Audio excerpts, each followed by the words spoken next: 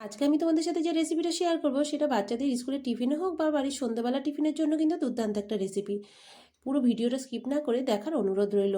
এখানে আমি কড়াইতে তেল গরম করে নিয়ে পেঁয়াজ কুচি দিয়ে দিয়েছি, হালকা নাড়িয়ে চাড়িয়ে এর মধ্যে আমি দিয়ে দিলাম ক্যাপসিকাম, গাজর আর বাঁধাকপি। সব কিছু দিয়ে একটু লবণ দিয়ে নাড়িয়ে চাড়িয়ে একটু ঢেকে রেখেছিলাম মুজে যাওয়ার জন্য।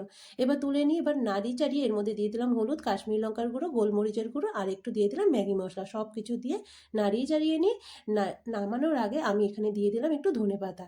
এবার ভালো করে নাড়িয়ে চাড়িয়ে নামিয়ে রাখলাম। এবার এখানে আমি একটা রুটি নিয়ে নিয়েছি। রুটিটার মধ্যে আমি একটু টমেটো সস দিয়ে ভালো করে লাগিয়ে আমি এই পুরটাকে দিয়ে দিলাম। এবার দিয়ে এটাকে আমি ফোল্ড করে দেব।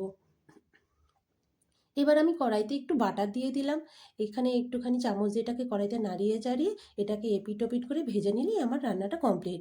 তোমরা ঠিক এইভাবে একবার করে দেখো, ভালো লাগলে অবশ্যই কমেন্ট বক্সে এটা কমেন্ট করো, আর লাইক আর শেয়ার করতে একদম কিন্তু ভুলো না।